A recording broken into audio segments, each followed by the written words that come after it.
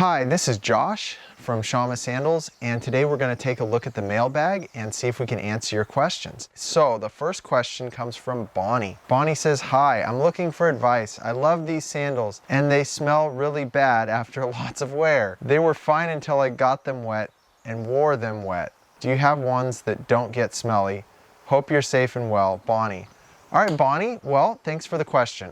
This is an important question. I think the first thing is I'm imagining these are leather versions, okay? Because the grip top ones, you could just wash those off with a hose, or you could just scrub them with some soap and water. It wouldn't really be an issue. So as far as like foot smell, I want to relate this back to pairs of Vibram 5 fingers. When I was first starting in the whole minimalist world and running and hiking and all that, I used to wear them.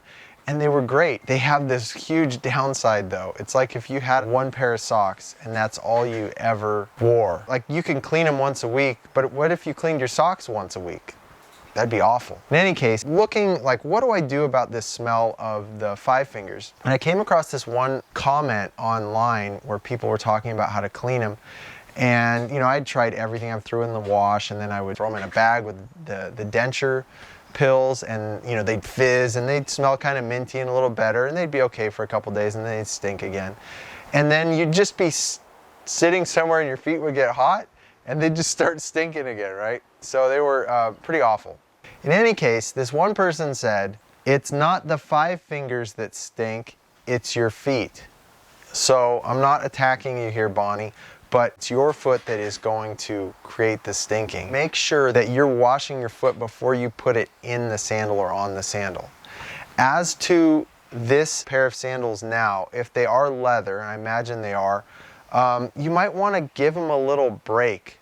Something heavy duty, scrub them, and then let them sit maybe outside for a week, let them dry out. Whatever bacteria is in there is dead. I'd also suggest getting a second pair of the grip top ones. Maybe that'll help. So you've got ones to go back and forth between, and the grip top would just be easier to clean in general. Next question. This is from Damon. All right. "Hey, I have a quick question for you. I really love running in my sandals. I have 0 problems with running. However, with walking, I have an issue which really peeves me. When I walk on gravel under my foot on top of the sandal. When I run, it clears, but as soon as I walk, it gets real uncomfortable. I'm wondering if there's a quick fix, or if it's probably just the way I walk."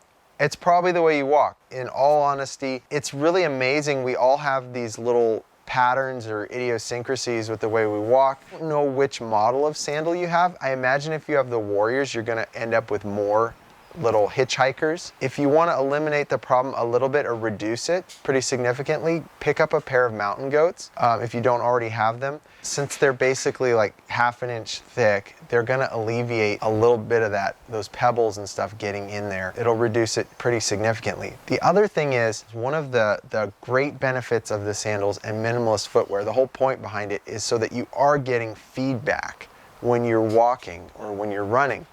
And even little things like little pebbles here and there, stepping and twisting, or maybe you're not like actually stepping in a straight line. So take a look at your stride. See if there's something that you can identify that is causing it, or maybe you're just looking at your stride and you're going, you know what, there's a way I'm walking, I'm overstriding, I'm understriding. And I think that's actually a really cool thing to do and important for all of us. We should always be learning, and the sandals are obviously great for that. So those are my thoughts, mountain goats, and sort of analyze your walk. Next one, this is from Michael. "I am planning a longer hiking trip around 1,600 miles and considering doing it in Shamma sandals, most likely the mountain goats.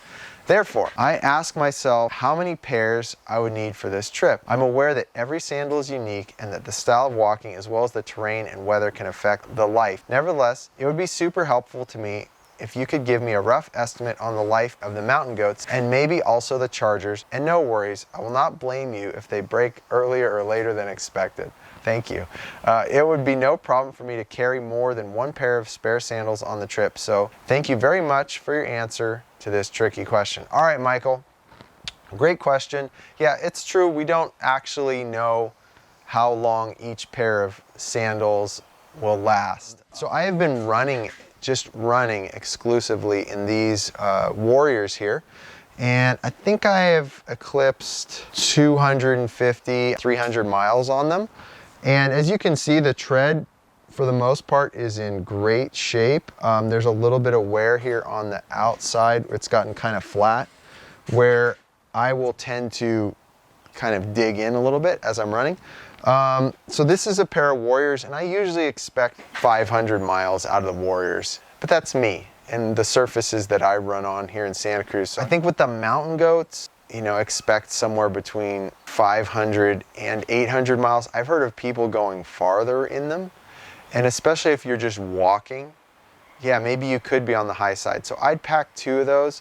So it's a tricky question, but I think it would be definitely wise to have 2 pairs, and I would take Mountain Goats, and then maybe it's 2 pairs of Mountain Goats. It's kind of going to be up to you. And if you're going to do a hike that's that long, you can always place an order or send them in, and we can ship them to another part of the trail for you, which has happened before. So like I said, I think Mountain Goats, maybe 500 to 800 miles, just depending on how you walk, what you're walking on. And then the Chargers, I think 300 to 600 miles, depending on how you walk, what you walk on. Hopefully that was helpful. All right, those are all the questions we have in the mailbag today. I hope all of you stay safe and healthy, and we'll see you next time. Thanks for watching this video. If you enjoyed it, hit the like button, leave a comment, and subscribe to our channel for more weekly content. And make sure to click the bell so that you'll be notified every time we post something new.